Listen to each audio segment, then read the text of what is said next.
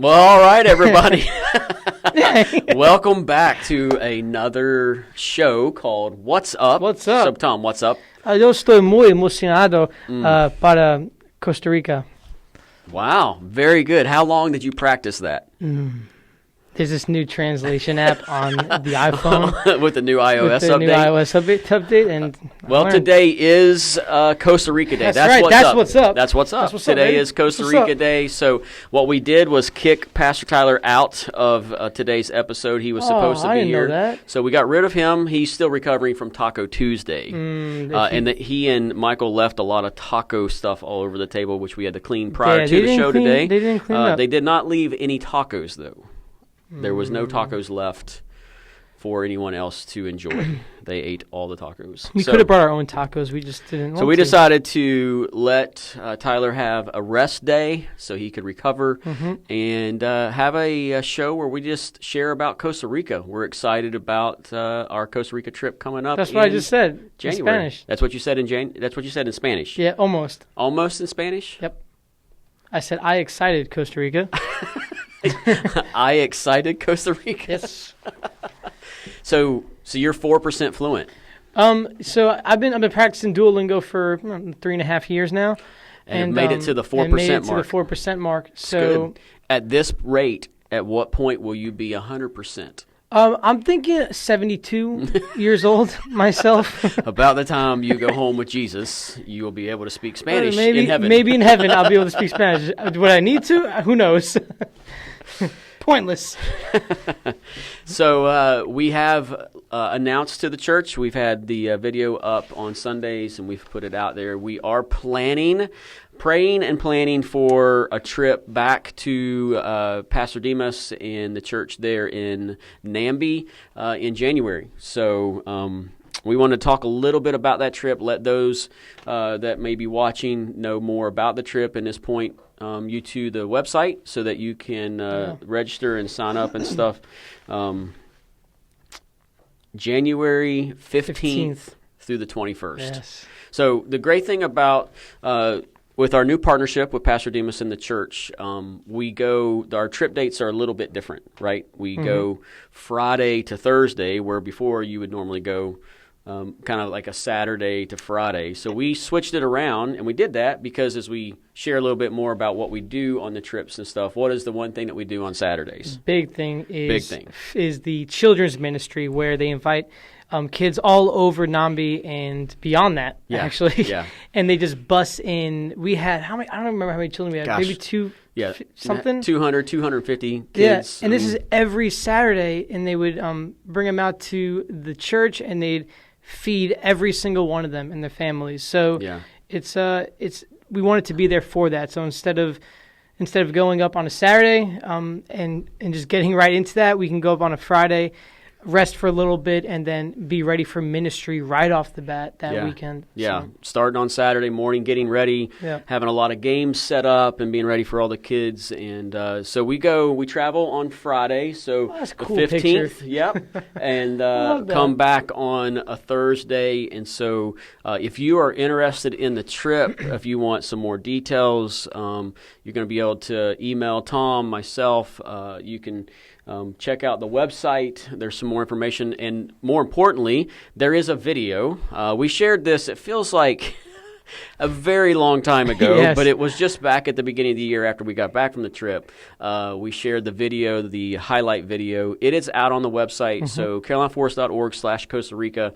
Go out to that, watch the video, see Tom and I trying to play soccer. It's terrible. We're not very good. We're not very good. But we were very good at the water water balloons. balloons. The kids will always be good at that. We were really surprised at how important the water balloon games were. That water balloons apparently is not something that they have a lot of access to, and so the kids just absolutely loved the water balloons on Saturday. So that was a lot of fun. We did. Gosh, I can't imagine how many balloons we blew up and filled with water and threw around and passed around and stuff. A lot of fun. So another part of the ministry that we do while we're there is food distribution. Would you share a little bit about food distribution? Yeah, food distribution is, and I think you'll hear from a lot of people who went on a trip in the past, it's probably their favorite part of the trip. It is the heaviest part of the trip too, but you really get to see God's hand in it. I mean, you get to see God's hand in every part of the trip, but this specifically, I believe you can really see it. So what we do is we will pack up a number of bags with cleaning supplies, with food, with a lot of beans and a lot of rice. Beans and rice. These bags are heavy. And we would go door to door in the community, wherever the local pastor, Pastor Demas, wherever he thinks is needed most. And he knows that most of the families or the places to go. And we'll drop that off at the houses, and we'll pray over them. We'll ask for what they need prayer for, whether they're a Christian or not, whether they know God or not.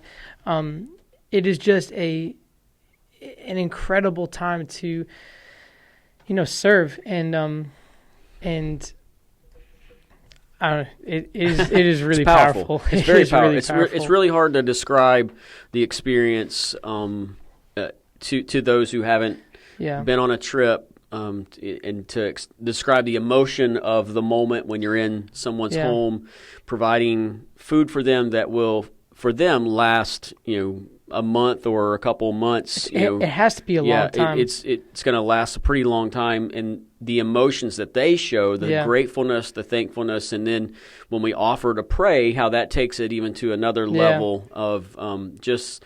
The spiritual just need, power, So you get to be part of a physical need and a spiritual need, and I think that's the coolest thing. Like we get to see with our eyes, but then also when we leave, we get to hear the some people who are starting to go to church who've never been to church, never believed in God, and so to hear that God is still moving and doing something just because we were there and God sent us to specific houses to pray over them, and and God changed their hearts, changed their minds. So it was really, really cool.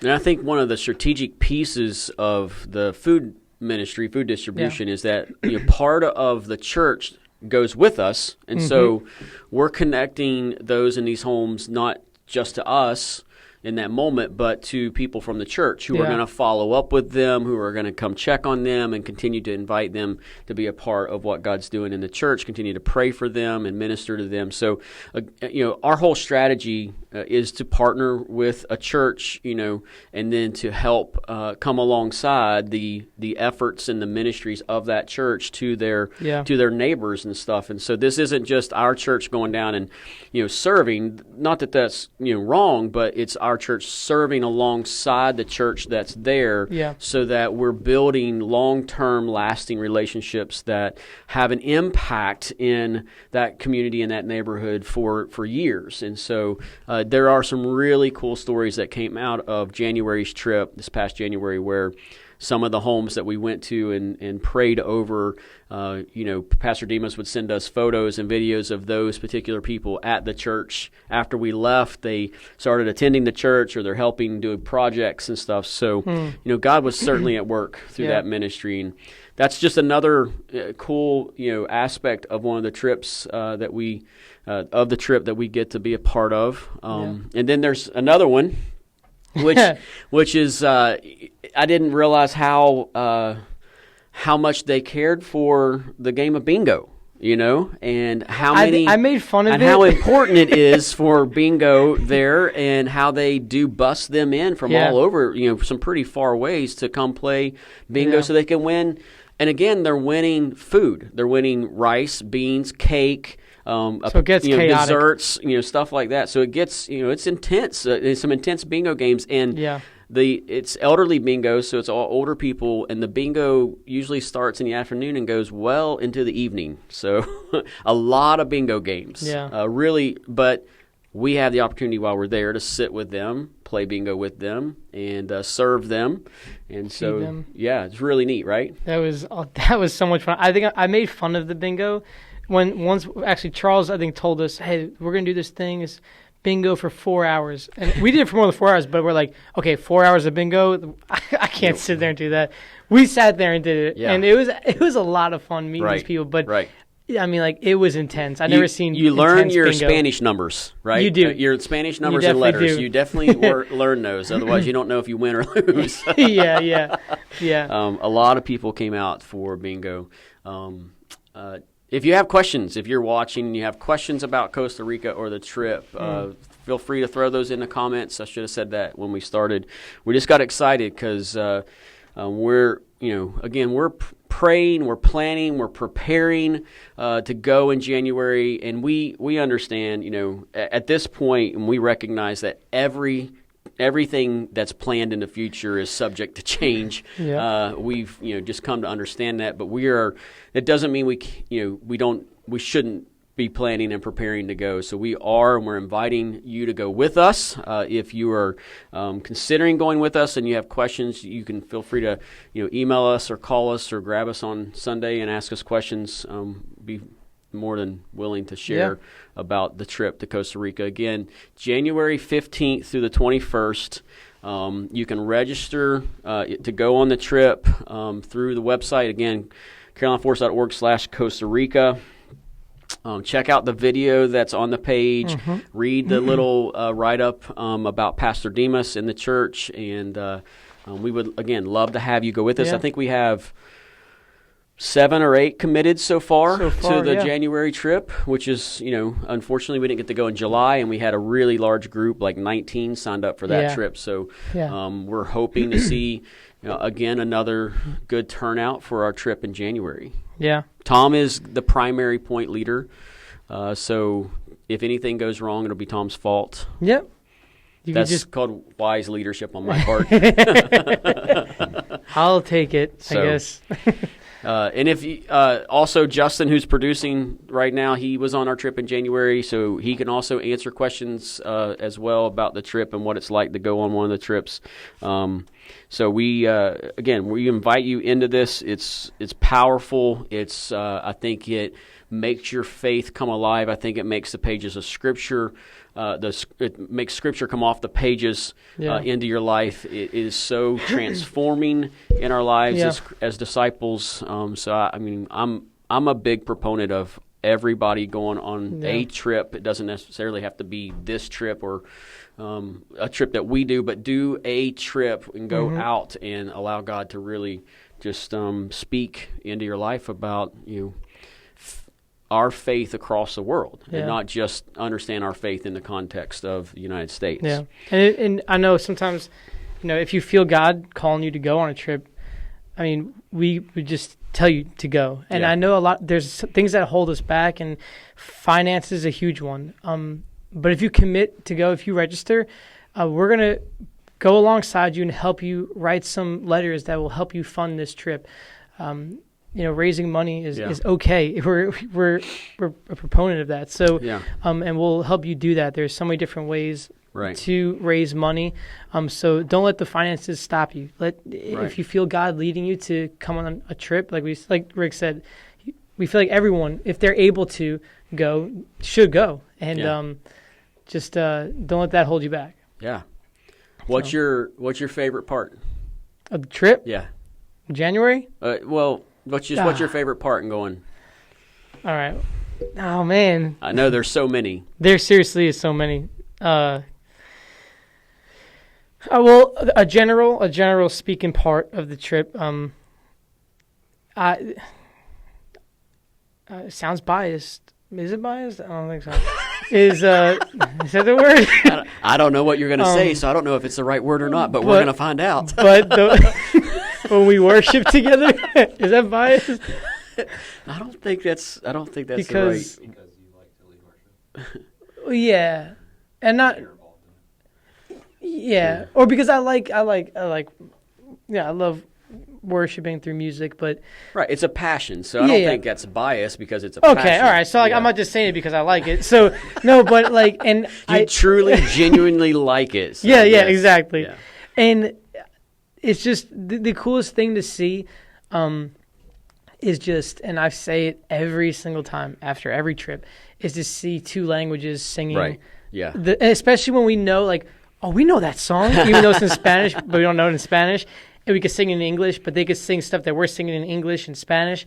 And it just gives you a bigger picture of who God is, know, and just a bigger picture of the gospel and of us as disciples. Right. Like we're in this together, like this far away from Costa Rica, So that's my favorite part. I think it always will be my favorite part. But there's probably like 100 of little things that have happened on trips. Right. I mean, well, that's kind of what I mean when I say you see this scripture come off the page. I mean, that's Revelation 5 when you see this group of people who have come together who are of different tribes and languages and nations, but are worshiping the same Jesus, and that's those moments, it's such a faith strengthener. It expands and deepens our faith and our belief, our trust in God and His power and His wonder and His sovereignty and His goodness and all that. I mean, and I know I kind of set you up with that one. There's so many things on a trip to say is your favorite part. It's hard to just pick out one, but I would say worshiping alongside through song is an incredibly powerful moment to see the Scripture really come to life. What's your favorite part? Well, I think on this trip with our new partnership with Pastor Demas, connecting with Pastor Demas was just something God needed to do in my life. And it's a very personal yet I think God's obviously he's always working to the good of the kingdom and in the advancement of the gospel. And so I think our partnership, just seeing after meeting Pastor Demas, and seeing that both of our hearts are in the same place with wanting to kind of be in the shadows and support and encourage and lift up and to watch God do His thing was just a really powerful thing personally.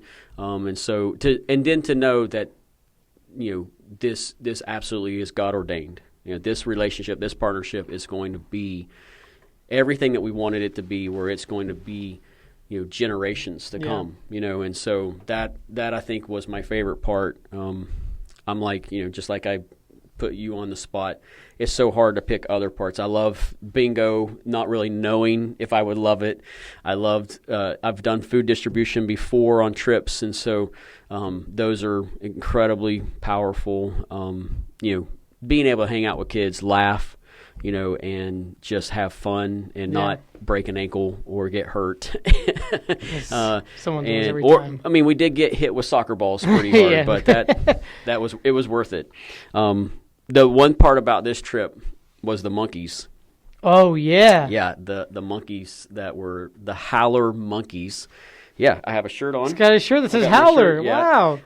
So representing the Costa Rican. There is a tree next to the church that has a family of howler monkeys, and yes, I'm saying howler because they howl at night. Yeah, and you can hear them howling while you're when sleeping. You say howl, though, it makes it sound like an owl, maybe because it rhymes. But no, listen.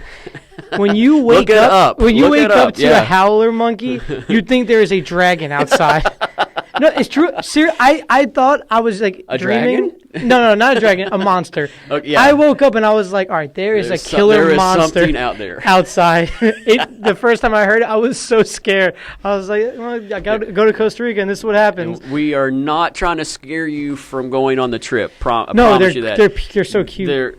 Is really, really neat to see the family. You saw babies, you saw mom, dad. I mean, the whole family, and they live in the tree close, right next to the church. We do some of those that were on the trip have videos of them and stuff, and that was because we'd heard talking about these monkeys and all that stuff, and we'd never really got to see. In fact, we talked all week about the monkeys, and it wasn't until the end of the trip that they showed up, and here they are kind of showing off. And so that was a really, really fun part of the trip. So again, January, we're praying, we're planning, we're preparing like we're going to go and everything's going to be okay for us to go. We're inviting you to go with us. Please consider going with us.